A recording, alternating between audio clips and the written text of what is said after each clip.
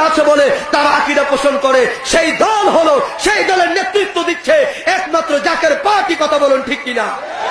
আজকে বাংলাদেশে যদি অনেক ভাইয়ের আমার সুন্নি দরবার আছে, কিন্তু তারা সীমিত আকারে খণ্ডিত খণ্ডিত ভাবে তারা আছে।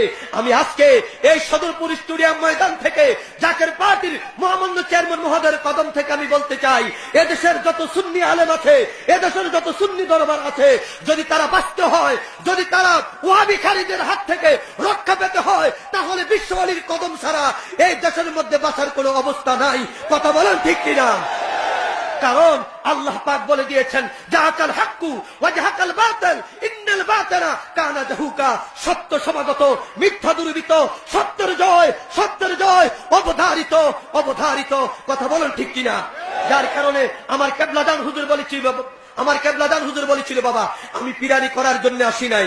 আজকে বাংলাদেশে অনেক পীর আছে, অনেক ভাইয়েরা আমার মুরিদ নিয়ে অনেক অনেক ধরনের কথাবার্তাও বলে। আমার কেবলাদান হুজুর কখনো মুরিদের অহংকার তিনি করেন নাই, কারণ আমার কেবলাদান হুজুরের উদ্দেশ্য মুরিদ আর পীরগিরি করার জন্য নয়। হুজুর বলেছিল, বাবা আমি মদিনার দরবার থেকে, আল্লাহ রাসূলের দরবার থেকে আমি একটা দাওয়াতনামা নিয়ে এসেছি। কথা বলুন ঠিক কিনা? আমি একটি দাওয়াতনামা নিয়ে এসেছি। আমার কাছে যে দাওয়াতনামা আছে, পৃথিবীর অন্য মানুষের কাছে সেই দাওয়াতনামা নেই। ঠিক কিনা বলেন? হুজুর কেবলা বলেছেন, বাবা আমি রাসূল পাক সাল্লাল্লাহু আলাইহি সাল্লামের সত্য তরিকার দাওয়াত দেওয়ার জন্য আমি এসেছি। যেহেতু কেবলাদান হুজুর বলেছে সত্য তরিকার দাওয়াত, এত করে প্রমাণিত হয় এই দেশের মধ্যে আরো নবীজির নাম দিয়া, ভাইয়ের আমার সুন্নিয়তের নাম দিয়া, আজকে পীরানির নাম দিয়া আরো অনেক মিথ্যা ভণ্ড পাসেকের দরবার আছে। কথা বলুন ঠিক কিনা? যদি না থাকতো তাহলে আমার কেবলাদান হুজুর এই কথা বলতেন না, বাবা আমি সত্য তরিকার দাওয়াত নিয়ে এসেছি।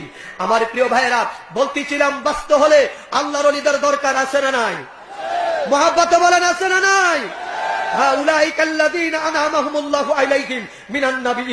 এক নম্বর রাস্তা হলো নবীদের রাস্তা, এক নম্বর রাস্তা হলো নবীদের পথ। কথা বলেন ঠিক কিনা? ভাইয়ের আমার, তাহলে নবুয়তের যুগ শেষ হয়ে গেছে, আর ভাইয়ের আমার বেলায়েতের যুগ শুরু হলো। বন্ধুরা আমার, এরপর আল্লাহ বলেছেন সিদ্দিকিন, সিদ্দিকদের মধ্যে ব্যাখ্যা তাফসীরের মধ্যে আছে আফজালুস সাহাবী আবু বকর সিদ্দিক রাদিয়াল্লাহু তাআলা আনহু, সেই দল হলো আবু বকরের দল। তাহলে আমরা বড় ভাগ্যবান, এমন একটা তরিকা আমরা গ্রহণ করেছি, যেই তরিকার নাম হলো তরিকায়ে নকশবন্দিয়া মুজাদ্দিদিয়া। আমার রাসূল সরকার দো আলমের পরে এই তরিকার নিসবত যার থেকে আমরা লাভ করি, তিনি হলেন হযরত আবু বকর সিদ্দিক রাদিয়াল্লাহু তাআলা আনহু। জবান খুলে বলুন সুবহানাল্লাহ। প্রিয় ভাইয়েরা আমার, তাই সেই সিদ্দিকদের দল আমাদের এই জাকের পার্টির দল। এরপর অশুহাদা, শহীদদের দল। সেই পৃথিবীর বুকে যত শহীদ হয়েছে সকল শহীদদের ইমাম যিনি হবেন, সকল শহীদদের ইমাম যিনি হবেন, তারা হলেন হযরত ইমাম হাসান, হযরত ইমাম হুসাইন রাদিয়াল্লাহু তাআলা আনহু। কথা বলুন ঠিক কিনা? সেই ইমাম হাসান এবং ইমাম হুসাইন রাদিয়াল্লাহু তাআলা আনহুর সেই কারবালার ময়দানের ভাইয়ের আমার যে প্রতিশোধ, হুজুর কেবলা আফসোস করে বলেছিল, বাবা এই পৃথিবীর মধ্যে অনেক মুসলিম নেতা এসেছে, কিন্তু কেউ বাবা তারা বাবা কারবালার ময়দানের বিচার, কারবালার ময়দানের প্রতিশোধ গ্রহণ করে নাই। তবে বাবা জাকের পার্টি আমি ঘোষণা করেছি, ইমাম মেহেদী আলাইহিস সালাতু ওয়াস সালাম এই দপ্তরে আসবে, আর আপনাদের ভাইজানদের নেতৃত্বে, আপনাদের চাচাজানদের নেতৃত্বে ভাইয়ের আমার এই পৃথিবীর বুকে কারবালার ময়দানের হিসাব গ্রহণ করা হবে, কারবালার ময়দানের প্রতিশোধ নেওয়া হবে। কথা বলুন ঠিক কিনা?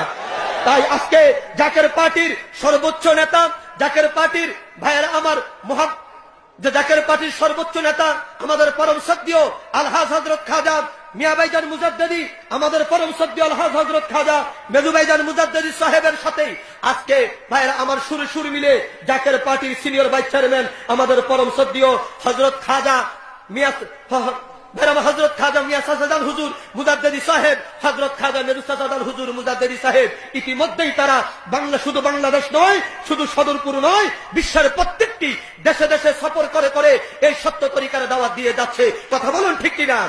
তাই আজকে আপনাদের কাছে আমি জানতে চাই, যারা দিনরাত অক্লান্ত পরিশ্রম করে সত্য ইসলামের জন্য, সত্য তরিকার জন্য, আল্লাহর দিন কায়েমের জন্য, জাকেরানদের জন্য, ঘুম নাই নিদ্রা নাই, যারা পাড়ায় পাড়ায় মহল্লায় মহল্লায় হেঁটে হেঁটে যারা মানুষের খবর নেয়, মানবতার মুক্তির খবর যারা পৌঁছায়, তাদের সাথে আমাদের থাকার দরকার আছে না নাই? আরো জোরে বলেন আছে না নাই? আরো জোরে বলেন আছে না নাই? সুতরাং আজকে মহামান্য ভাইয়ের আমার, সম্মানিত প্রধান অতিথি এবং সম্মানিত বিশেষ অতিথির পবিত্র কদমে কদম বুচি রেখে আমি আমার আলোচনা এখানে শেষ করলাম। ও আখির